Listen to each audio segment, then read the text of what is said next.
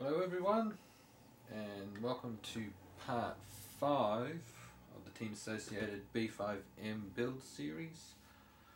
In part 5 what we will be assembling is, well, we'll be going on to the rear part. So rear shock tower, rear suspension arm assembly. This is the start of the rear suspension, so I'll just be attaching the arms. It's pretty straightforward. I have gone and started on a few things. I have started with the shock tower, assembling it. Really, these parts here are the same as on the front shock tower, so I just went ahead and did that. I've put on one wing mount. So what we'll do now, excuse me, so we'll go ahead and attach the second wing mount on. Pretty easy.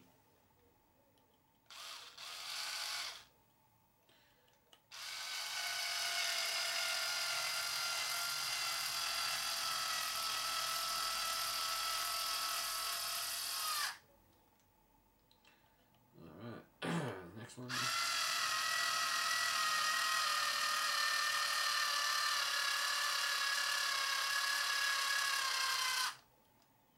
Alright, simple as that. Alright, so that's that bit done. We'll go on to the second part, which is for the ball studs. Okay, so with this, well, as always, like I say, note the orientation, and get our ball studs and little spacers. These will be going on the inner holes.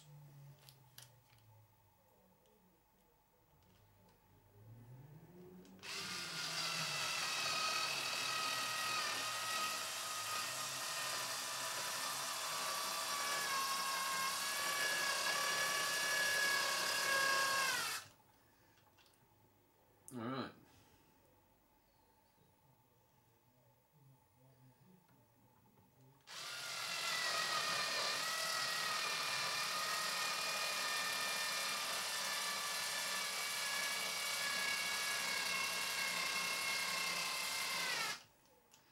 Alright, so that's that one.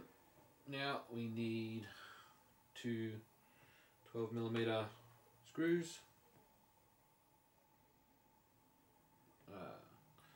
My bad, those ones. Alright, and we just put them through here. Oh, wrong one.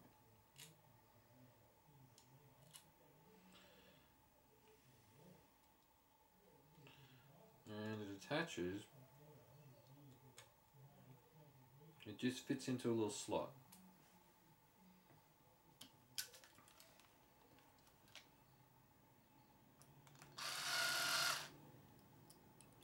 Of course, being magnetic, this can get a little tricky sometimes.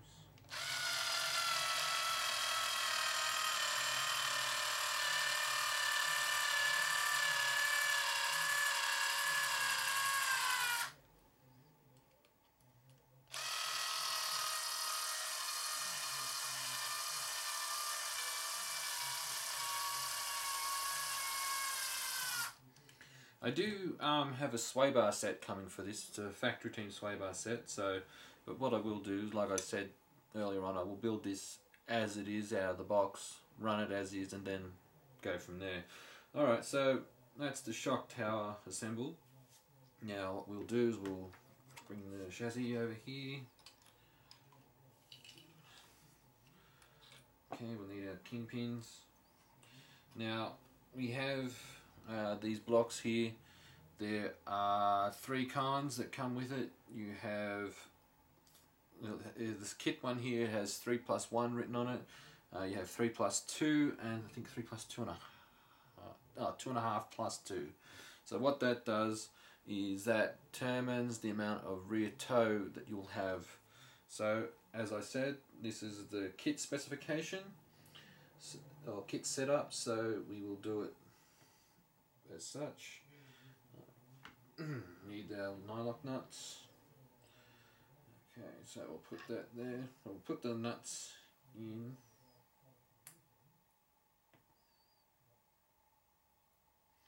Alright, so that just goes in there, and we'll tilt it a little.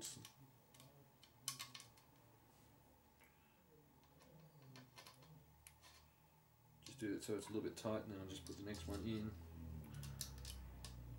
like that.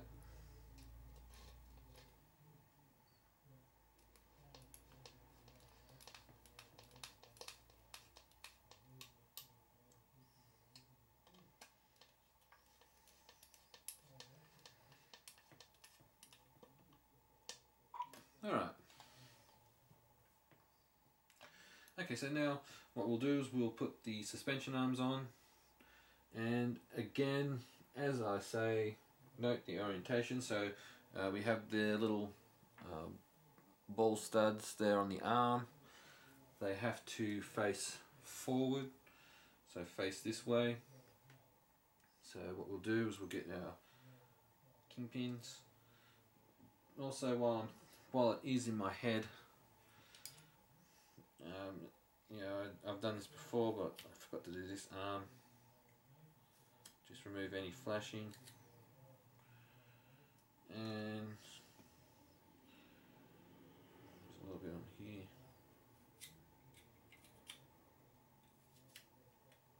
Alright,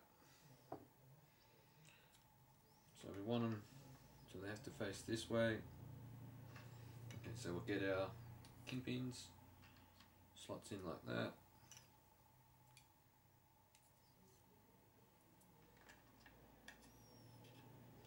Alright, so now we put this part on, and that will fit over it like that. Oh, does help if I have it around the right way.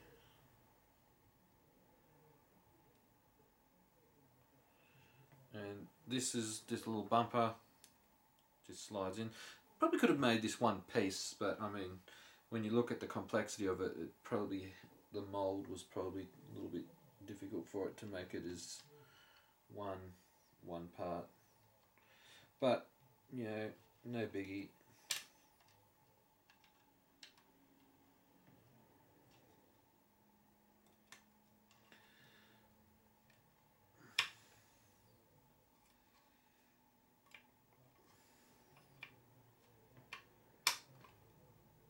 It's going to be a bit of a tight fit.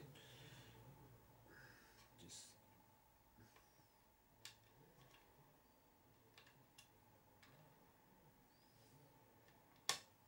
alright. Make sure that the arms, obviously that one's a little bit tight, but like I said, it's all got to settle in. Now the shock tower has to go on top, so it goes in like that. Alright, so what we'll do is flip her over. Flip her over. Just realised what I just said. Okay,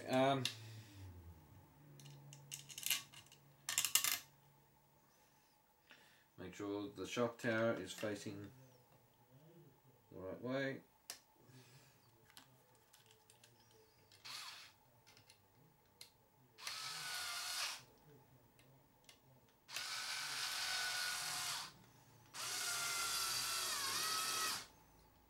Looks like I have to do it like this.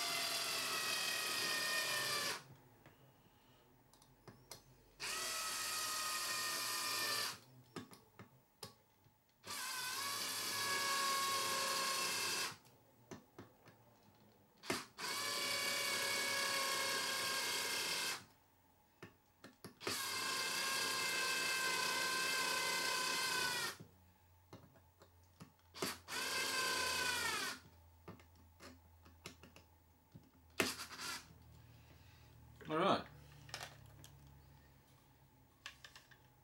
so that's the rear shock tower on.